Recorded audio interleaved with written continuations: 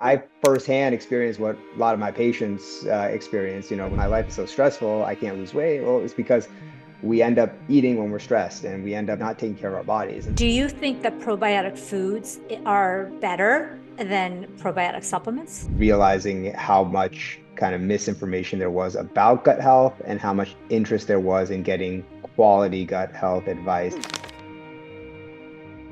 Welcome to another episode of the Save Yourself podcast. Today, I have a very, very special guest, Gutbuster MD, Dr. Ashil Gosalia. He is also AKA my younger baby only brother. Welcome Hey, to the Amy. show. And um, you know, I usually have to ask people for their bios, but today I really know that you are a double board certified ND, just like me, internal medicine, gastroenterology.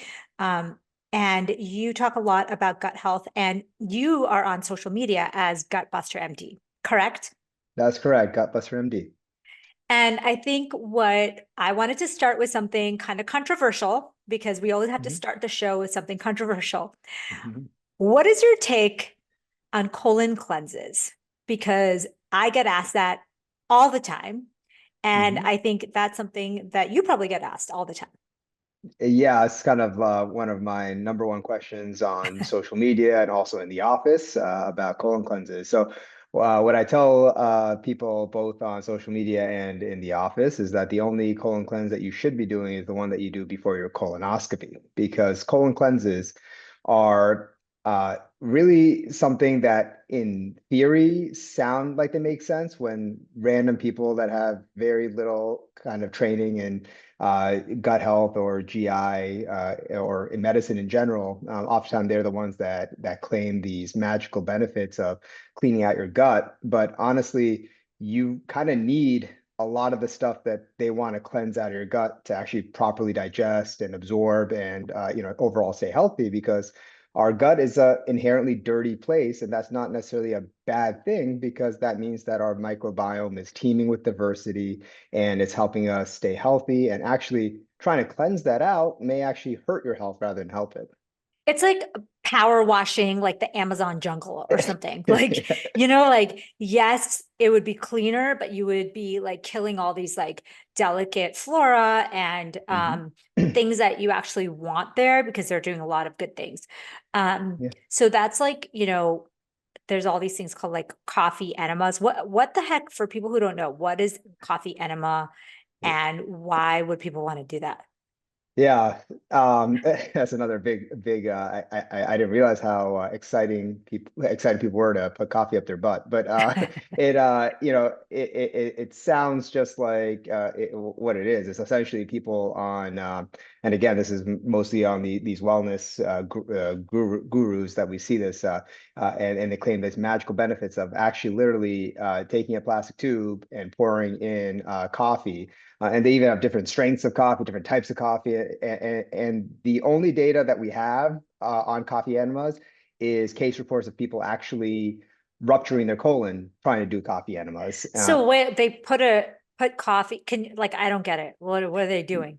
Yeah, so what they're doing is they're inserting a plastic tube or whatever they're Yeah. selling. I mean, there's Yeah. you get these kits, and it's Okay. essentially a plastic bag with a tube, and you're literally putting the tube up your rectum, and you're actually going to be using gravity to funnel coffee into the rectum to try to magically heal your gut with with the magical properties. And obviously they also sell the special coffee that you're supposed to put up the rectum. But honestly, caffeine, it's a pro-motility agent, so it does make people go to the bathroom. So maybe that's why people feel better, is that you put coffee up your butt, you get you get a little bit of a laxative effect. And also, caffeine, anything up the rectum. I mean, this is what people that some of them do drugs and things like that as well. You get absorption in the rectum of the caffeine, and so people feel energized. Well, that clearly, but you can do the same thing just by drinking the Drinking coffee caffeine. and not taking the risk of all the other possible injuries that can occur trying to do this at home without a trained professional. And there's no trained professional for this because it's not a it shouldn't be done. Well, you live on the kind of overlap between the wellness, health world, because you're on social media, and Yeah. but then you're also seeing patients in the office and doing colonoscopies. And Mhm. so when people tell you, for example, that they need caffeine every day to go to the bathroom, is that something that's normal, safe, effective? Is that something that they should try to get off of, or is that Mhm. fine? So I think coffee is a great kind of superfood. I think that's one of the things that we actually have really good data on. And in the GI world, yes, coffee has been shown to have, even decaf coffee has been shown to have a pro-motility agent because of probably the beta flavonoids and properties of the coffee beans that you're using. But also caffeine is also a way to stimulate things. But also for fatty liver disease, there's actually good data that a couple of cups of coffee a day can actually be very protective against fat in the liver. And fatty liver is one of the rising diseases in the country, and we're actually seeing it starting to overtake things like hepatitis C, which we now have a cure for, and even alcohol use, and so it's a really growing a disease, really growing population of people that suffer from this, and the problem with it is it's a silent disease, and so in general, coffee is actually a very healthy superfood, a natural way to kind of help supercharge your gut, and also kind of have other protective effects on things that you might not expect it to. So if people are having it every day to go to the bathroom, is that fine? Yeah, listen, if you need coffee, there's people that just have slow motility, and so some Yeah. people have to have their cup of coffee to go. And I have many people that say, as soon as I have my cup of coffee, I go, and that is okay. I mean, it's if that's what makes it work, I think you have double benefit. You don't have to take more expensive prescription laxatives or take more stuff, and you can use something natural that has some positive effects, but also gives you some relief. I think we did a video on that once, right? We were like debunking things. Yeah. And so for those of you who don't know, Dr. Gosalia lives in Orlando. We only meet up a few times a year if we're lucky, and we try to do a video when we can, although this time we really didn't get a chance last Yeah. week. Yeah. Um, but we did one that was kind of controversial. I can't remember what the controversial part was. I think it was like we said something like about not eating processed meat or something. Yeah, that was a separate one, but yeah, there was a what we that was during the same. Yeah, we said we don't we are, because we're vegetarians, we Yeah. don't eat meat, and that seemed to trigger many folks. So, meat, that's a really great topic because, Hmm. okay, meat is really Hmm. Yes. trendy. And like anything, we go through phases, and there was a very big plant-based movement. And I think it's kind of moved to the other extreme, which is there's like a Hmm. huge carnivore, high protein movement, which sometimes translates into carnivore-ish Hmm. diet. What is your thoughts about, at least when it comes to colon cancer with GI illnesses, what's your take on this trend towards like a very carnivore type diet? Sure. Yeah. So I think that it's one of the one of our the trendiest things that we're seeing, and it's almost every other video you see if you're on with your algorithm is focused on gut health, is it's a carnivore influencer that's that touting the benefits of low no seed oils and high red meat intake. So I can speak on colon health because I think that we have pretty good data here. So red meat, and particularly processed. So that's the caveat that I always put in there, that the data was mostly on processed red meat, definitely has a negative impact on your colon health in the form of increased risk of colon polyps and colon cancers. Now, one thing that there's a nuance there where the way that we have traditionally consumed meat has been more of a processed manner, and there's a movement now to go back toward more kind of unprocessed, grass-fed, all these kinds of movements. We don't have the data on that as of yet. I mean, some of the studies do include all types of meat. It's not just processed meat, and so what I have always recommended on my patients, because that's the first thing they ask me when I say you had a polyp, or if they, or their wife had a polyp, and they're like, how do I prevent myself from having a polyp? I tell them, minimize if you can your red meat intake, and definitely the processed meat intake if you can exclude, because there are now many more options we can get. But people have different budgets and things like that. And just focus on, the Mediterranean lifestyle, kind of the Mediterranean type diet, where you still can have seafood, you can still have these kind of poultry and things like that, and but making sure that you have a balanced diet with good fiber, because the other protective effect on your colon is high fiber in your diet. And Mm. what these carnivore diets typically lack is, and actually argue against, is really fibrous foods like beans and vegetables and things, and using some outdated, kind of terms like lectins and plant defense chemicals, whatever that means. They are healthy. It's healthy to have a variety of food on your plate. And I always say a small amount is not going to make a big difference, but it's just, if you make it your life and if that's all you eat, then yeah, you may have a problem with colon health, and among other things. Yeah. So, here's the thing. This is what I always explain to people.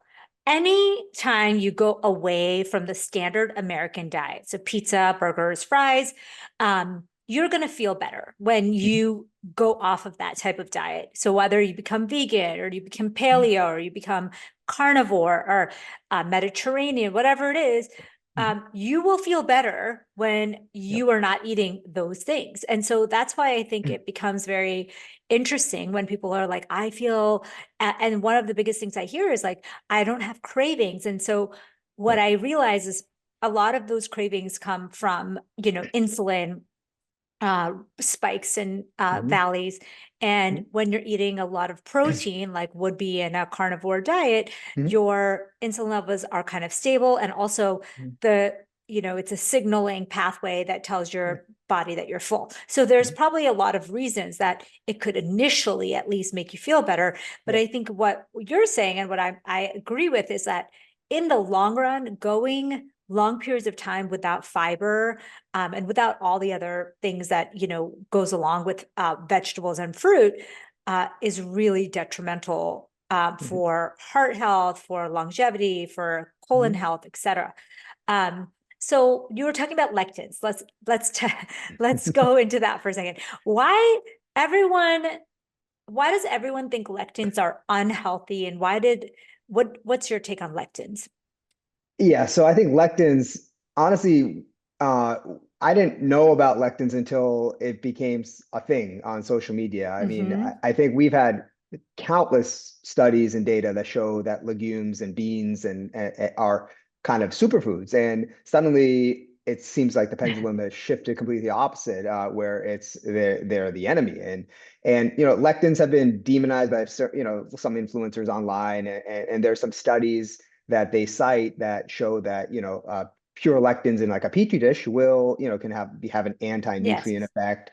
But what they failed, and they use that logic to say, okay, beans have this, so this is why they're bad. Well, what they failed to do is that when you cook the beans and Soak and yeah, prepare. Yeah. yeah, when you prepare them, those lectins are not in the native state that are going to cause harm. And if lectins were such a bad thing, we would not be here today. I mean, we consume Yes. legumes as part of our diet all the time. And like, I think tomatoes have it. Yep.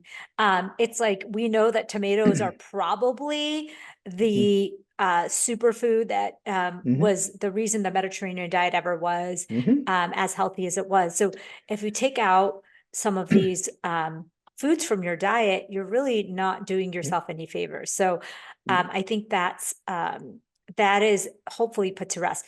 But this is a Yep. fun question, and I Yeah. I kind of always think about this. So we've seen the pendulum kind of swing, right? Yeah. It went from I think there was a time when vegan was super, super Hmm. popular. I think when Yep. I was um probably, you know, actually there was a few times vegan was really in plant-based Yep. movement was really big. Maybe I went to Expo West, which is like the biggest natural foods expo in the world. I think it Hmm. was like 2018 or 17, Hmm. and everything was vegan. Like that was Yep. like a big trend. And Hmm. then it shifted to like paleo Hmm. um and dairy free.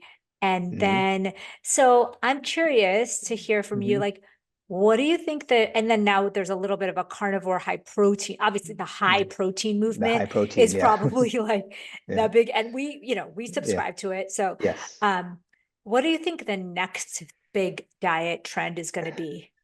You know, I never know because there's so many. It kind of shift.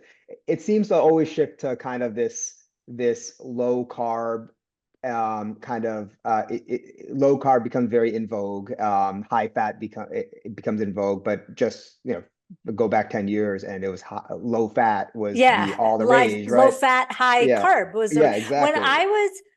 I was in college, Hmm. it was like low fat. Yeah, Like if low. you could eat bread, but without the butter. Yeah, just fat free. Everything fat free was like Yeah. the trend. Then you realize now that I think we have more science and more history and more knowledge is those low fat just traded out for higher carbs, and we know that high carbs can cause weight gain. Now, I think like to your question, I hope it's somewhere in the middle. So I hope that we have a It's not going to be. It's going to be I some kind know of so extreme. something will shift. It's gonna shift, and I think I I don't know. hope Yeah. that maybe it's going to be like the microbiome diet. Like maybe it's going to Yes. be like probiotics are going to Yes. be all the rage The because invoke. that's Yep. that's where I put my money because if Hmm. someone's like what is the next thing that maybe you can get a head start on, I would say like start incorporating more probiotic foods in your life. Yeah. I have a feeling that that's like the next thing that's coming. Hmm. Not that it's better than what you're doing now, but like if you're eating a higher protein diet, which I think a lot of us are because we realize, oh, we have Hmm. to build muscle, Yep. you have to kind of maintain your bone and Hmm. density and change, Yep. for women, your body composition changes so much in perimenopause. And so muscle and protein has become hugely popular. And then I think now it's going to shift, I think, Hmm. Yes. into a kind of either a high fiber or probably more like high probiotic foods because I Yes. have a feeling that people want like a simple answer, a Yeah. shortcut. Fiber is too complicated as an Yeah. answer. Yeah. It's like, It invokes a grandpa like to eat your brand buds and things like yeah, it's there's that. not sexy enough. I No. think the No. probiotic foods is going to take it. Hmm. Why? What's your feeling? Okay, so explain to people what a prebiotic, probiotic, and a postbiotic are, because I think it's really confusing. We hear Yes. at least prebiotic and probiotic way more than we hear about Yes. postbiotic. Hmm. And then, how should we be eating each one? Yeah, so I think that the easiest analogy is just which I use to my patients all the time is like think about like a farm, right? Your microbiome is kind of the soil, okay? And your colon is like the soil, okay? And then what the prebiotics are is um, um, is fuel and food for the soil and the microbes in the Like a colon, right? fertilizer It's or the something. Yeah. fertilizer. Yes, exactly. That's what I use as fertilizer, right? The probiotics are kind of the reinforcements, the boosters, the replanting, and kind of Mhm. like The little seedlings that you the little like put in seedlings. That's a good the one. Yes, yeah, I know yes, I the talk about seedlings. this all the time too, that's why Yeah, I was like, I know. Maybe I need to refresh my farmer terminology here.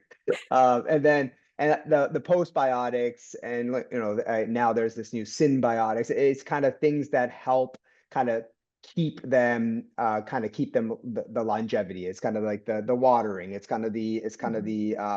The miracle grow, if you will. To trying to keep things in a good balance. And so I think that's kind of how I explain it. And the most important thing I say is that we really don't have that much data on what probiotics, what prebiotics, what symbiotics, what postbiotics work because we're so early in our Mhm. research. And I think what you hit on earlier is that's kind of what I think we're going toward because with all this the advent of new microbiome mapping and GI mapping that labs are doing, I think we're getting close to being able to kind of just like the human genome try to map out our microbiome and then figuring out how do we support that microbiome to get it in a balance that will allow us to live optimally and with good longevity.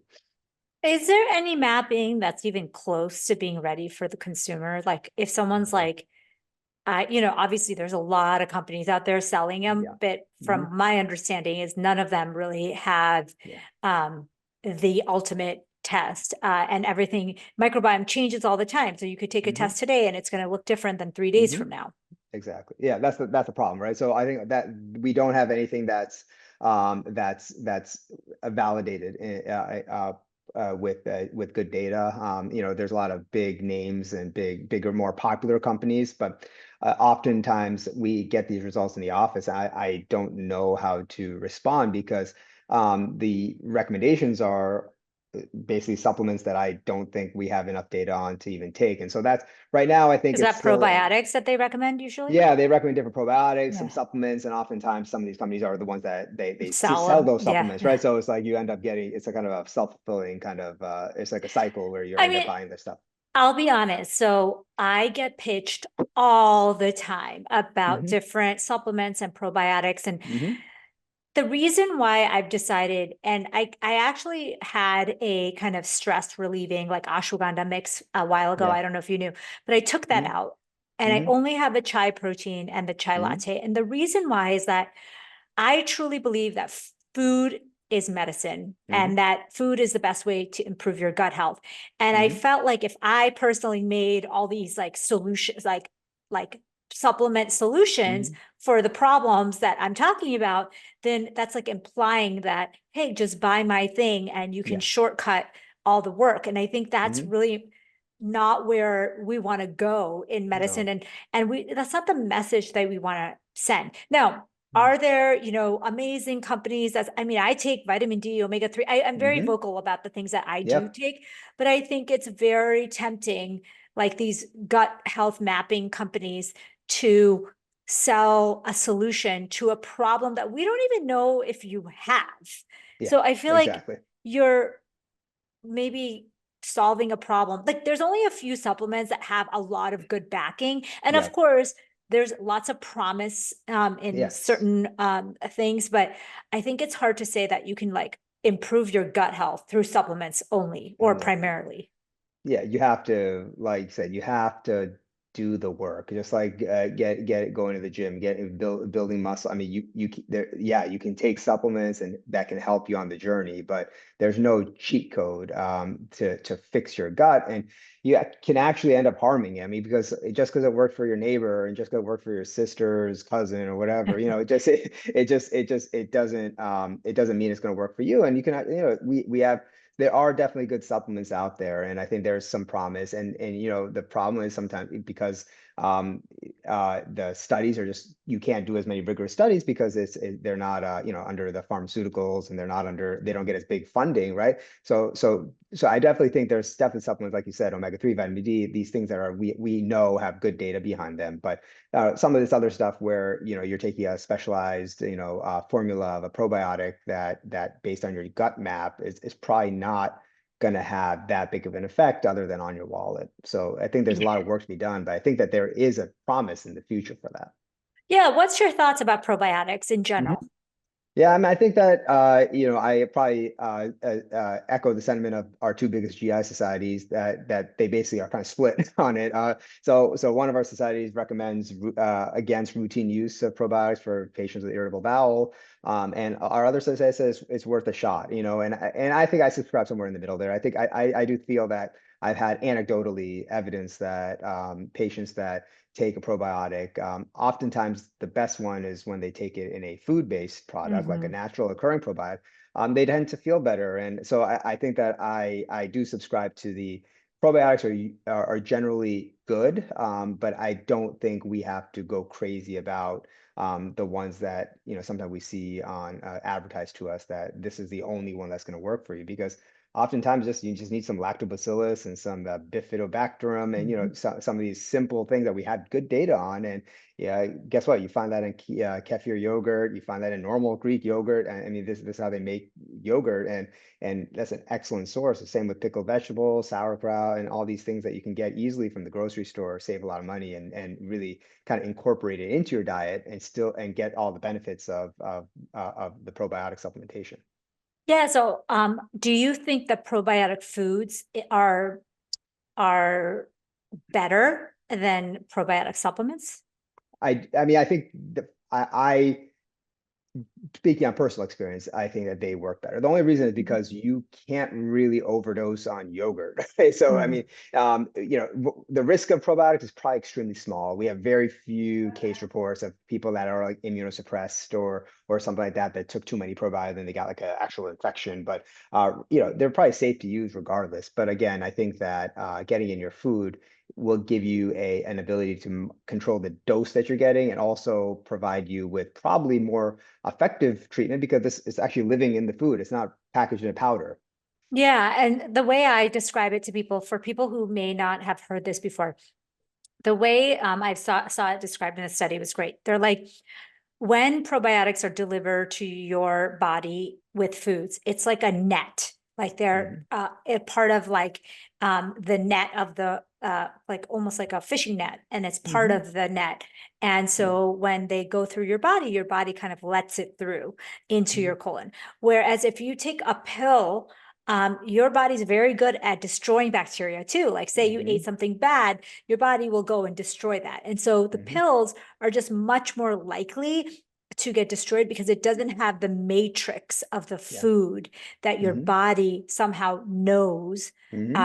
and it looks familiar to it. And so you're just going to get a lot more bacteria and more effectively when you're eating foods Hmm. versus pills. And I think that's the biggest, the hardest thing that companies are trying to figure out, like, how do we deliver Hmm. the bacteria to where it needs to go without it being destroyed. And that's why you see these like 5 billion, 10 billion, whatever, Yep. like billions and multiple billions, is because so much of it gets destroyed both in Yep. the bottle and then on its way down. Yeah. So I think that's kind of Hmm. one of the biggest things I think about probiotics. So Hmm. switching gears, I wanted you to Hmm. share with everyone about your personal health journey, because I know how did you get to the place that you were? And then how did you get out of that place? Sure. Yeah. So, I recently, Amy's alluding to, I went on a little bit of a weight loss journey. I initially, about 2 years ago, I started. I had, two kids, both under, one's now 8 and 4, and so kind of our lives and our schedules are really revolved around work and the kids. And what I noted is, eating kind of became kind of just a necessity rather than intuitive. And very quickly, I was having fluctuations in weight with mostly weight gain and also some increasing snoring and likely some sleep apnea as well, and to the point where my wife actually noticed, and one day told me, she's like, you really are, you don't sound great when you're sleeping, Yeah. and us as medical professionals, we know that that's kind of like the first sign of things going in the wrong direction. And so I think that was kind of my wake up calls that when, How many pounds was that over your baseline kind of? yeah, so I was probably, it wasn't my heaviest because, when I was younger, I was heavier, but I was able to lose a lot. Yeah, yeah, You you were know you that were very a well. chubby kid. I was chubs. Yeah, I had a little chubbiness there. But I was probably about 20 to 30, maybe actually, but yeah, probably 30, 20 pounds or so above where I probably felt like I should have been. And it was over time, but it kind of wasn't coming off like it used to. And I think that's because, I was compounding some poor eating choices and like I said, late night eating, snacking, things like that, that, you do when you're tired and you're not sleeping well and you're stressed. And so I firsthand experienced what a lot of my patients experience, when they're stressing about their weight gains, that my life is so stressful, I can't lose weight. Well, it's because we end up eating when we're stressed and we end up Mhm. not taking care of our bodies. And so I joined a coaching service. I took a plunge based on other people's experiences, and I decided to try to do it with some guidance. And so I went on a high protein, macro based diet, and over a period of about, I think, like 14 months or so, I was able to drop about 38 pounds, and put on some, Crazy. yeah, 38? 38 That's pounds. Yeah. So insane.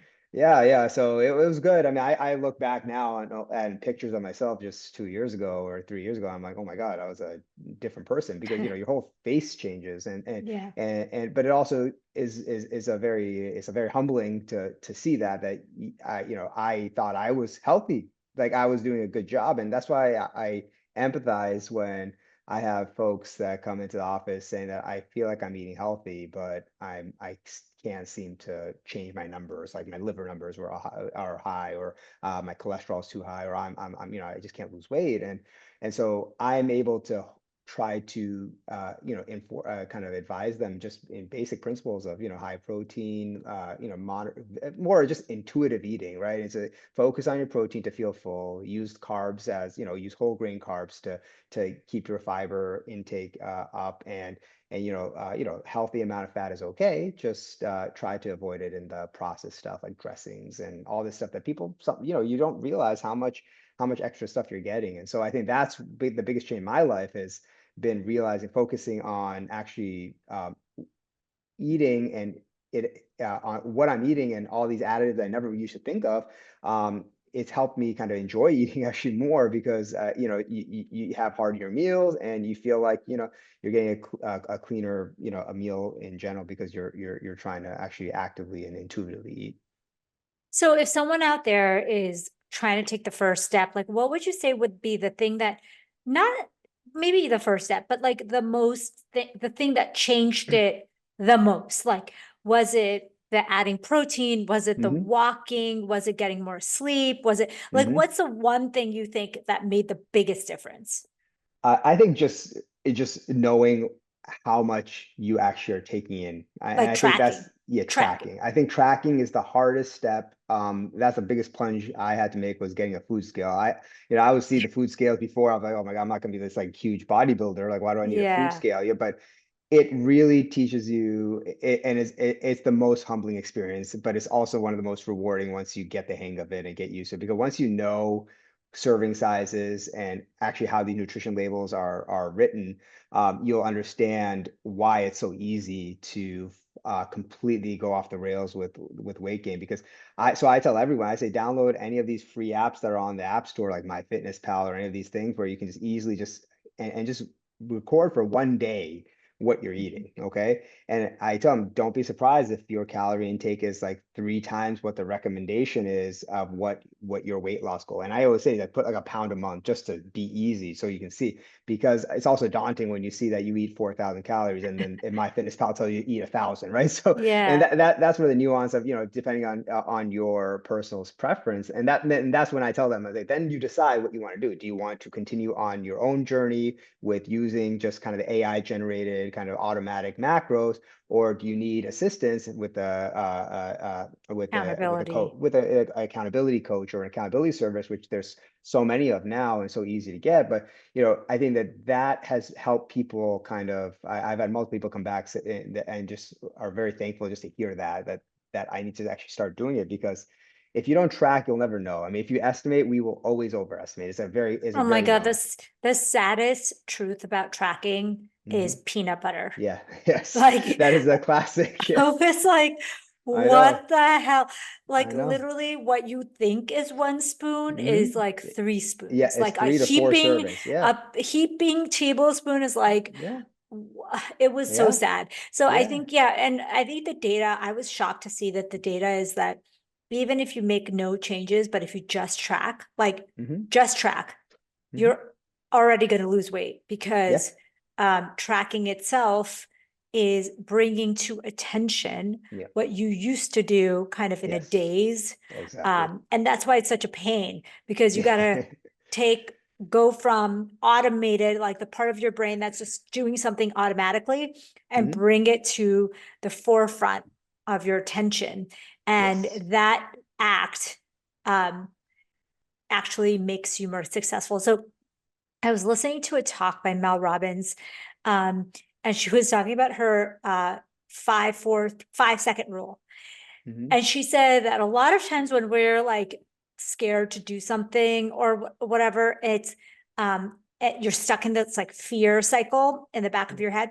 If you count backwards, like 5 4 3 2 1, it you can't just count backwards without concentrating on it. So Hmm. it brings it to your attention. Hmm. And now you're not focused on the thing that you're scared of anymore. So it's like five, Yeah. four, three, two, one, and then you can take action. And so similarly but different, obviously, when you bring your attention to what you're eating instead of just like mindlessly eating, which we all do, obviously, Yep. that itself is going to improve your health. So I'm glad you said that, because I think a lot of Yeah. people out there are like, all right, what, like you had almost a 40-pound weight loss, like that sounds Yeah. amazing, but like, what is the thing maybe that you think was the Yeah. biggest needle mover? So I'm so Yeah. happy that you said that. I think, Hmm. for it depends. For me, I went on a similar journey, as you Yeah. know, not the weight loss. Actually, there was weight gain at some point for Yeah. me, but do you remember when I came to your house like a couple of years ago and I like Instacarted the probiotic cottage cheese and like egg whites and all this stuff, Yeah. because I was like tracking and I had to be on a certain Yep. level of protein, and I think for me, what I realized is that in perimenopause, for us women who are 35 plus, you can be losing up to 1 to 3% of muscle every year, especially as you Wow. move into late menopause. Hmm. And that is like, so basically by default, you are losing muscle every day. And so I Hmm. think the biggest thing I learned is like, okay, you have to eat for your future body. Not necessarily, yes, I wanted to look good and have a muscular physique, but for Hmm. me, it was more like, how do I learn like some tricks and tips to stay healthy and young and fit, so that like when Yep. I'm in my 90s, I can still like lift things up and Yep. move things around. Because I Yeah. know we both have a grandma that was like really strong and had Yeah. like super strong bones. And then we have one grandma who had like really bad Yeah. osteoporosis. And I think it comes down to how much weight bearing activity you do and Hmm. um, how much protein you're taking in. And so Hmm. I thought that that was my biggest learning moment. Yeah. Although that last week when I was in Orlando, damn, it was so hard because I was in that resort, and it's Yeah. like I was in this resort that was like a casino in Vegas, and they had like Hmm. Starbucks and like snack bars, but Yeah. really not a lot of like really healthy things to Yeah. eat. I regret not Instacarting. I should have just done that the first day. It's deceiving because there's so many Yeah. little cafes, and Yeah. like I was like, oh, I'll just get, healthy stuff. But most of the healthy stuff I ended up getting was like a bar or Yeah. like a Starbucks egg bite. I mean, it wasn't great. So No. Yeah. I think that's the hard part, is when you travel. Yeah. That is hard. Um, okay, so tell me, I know that you've been spending a little bit of time on social media. What Yeah. is the favorite things that you like? Let's put it this way. First, I want to ask you, why did you even decide to go out on social media, and what do you usually talk about? Yeah, so I think I try to do a blended kind of approach to my social media. So I started off with just kind of trying to, just give facts and different, yeah, kind of interesting tidbits I found about gut health and new studies I saw, and then it kind of transformed into kind of realizing how much kind of misinformation there was about gut health and how much interest there was in getting quality gut health advice. And so my real kind of focus, I think, is on figuring out ways where you can incorporate not hacks, but kind of like Yeah, hacks, hacks. Yeah, yeah, it yeah. is a Real hack. Yeah, hacks, it's like it's real real, like hacks. real hack. That's what I mean. Like it's a real hack that has evidence behind it, that are relatively easy to incorporate, small things into your lifestyle that can help you with the most common things that I see in the office, and include, with bowel movements, with bloating, with heartburn, and all these kind of the things that us, in the Western world seem to suffer from significantly. I try to find ways to keep them from getting to a point where it's kind of an irreversible kind of cycle. And what I like to do is use science, use the evidence to provide kind of more pragmatic and practical advice that you can incorporate to your daily life, rather than just saying, oh, eat more fiber, walk some more, and stay hydrated. Because that's often, unfortunately, kind of some of the advice that we used to just be give to Generic. people. Yeah, Yeah, it's everybody just very knows general, that. where people know that, but they don't know how do you incorporate that, and what does that even look like. And so my goal is to provide more kind of easy to digest, no pun intended, Yeah. kind of hacks to help with your daily kind of struggles. And I think that's what my goal, well, hopefully my goal is, and hopefully that's the message that comes across.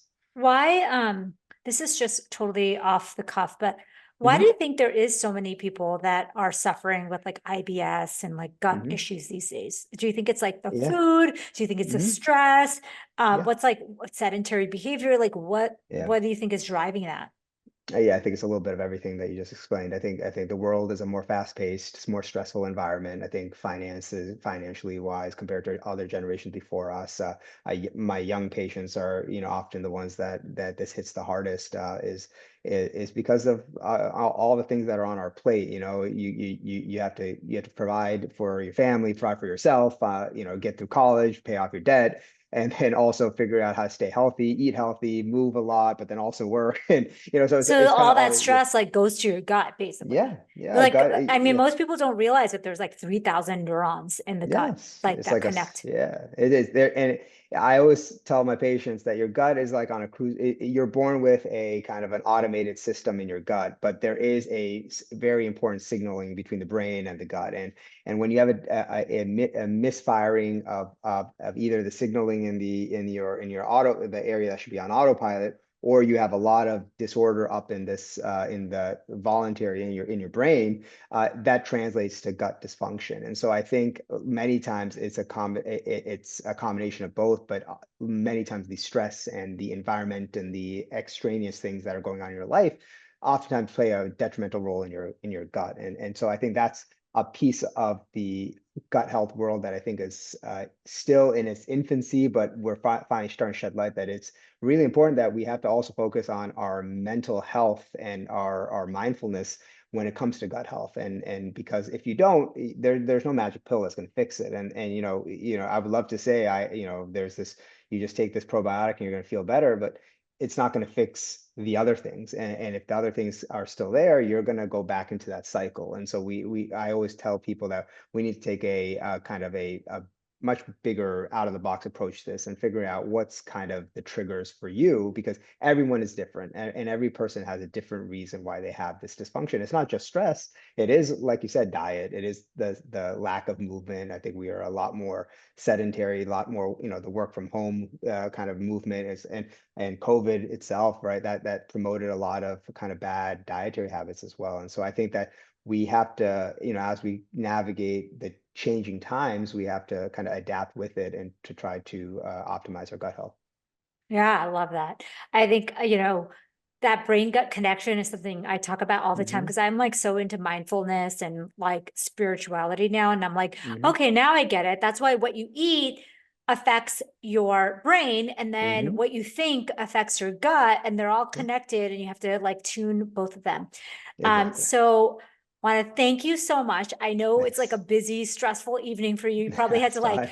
race to put the kids to bed and Yeah. then do this. And but we like enjoyed it. Love to have you back in the future. Where can people find out more about you? Yeah, so just I'm on the major social media platforms on but Instagram at GutbusterMD, and also on TikTok at GutbusterMD. I keep it simple, so it's easy to find. Guys, he dances. Yeah, I So do a little he's bit, the a little bit. I sibling that dabble. dances, not Yeah, not well, but I try sometimes. Sometimes I can't get if it's a trending song and it's an easy enough dance, I'm gonna try. I'm gonna try to keep up with the youngins. So but yeah, yeah, yeah, but I tried that, but then Laura said I was like really bad, so I stopped doing that. yeah, my kids Um, aren't old enough to get embarrassed, so it's okay. yeah. So, okay, awesome. Thank you so much for being here and Yeah, sharing your wisdom with us. And it's always fun to catch up with you in general. of Hopefully course. we can do this again soon. Sure. If you guys have questions or comments, please rate and review the show. Please share it with your friends. Please let us know if you want Dr. Gosalia to come back next time, what you want to talk about. I appreciate you guys.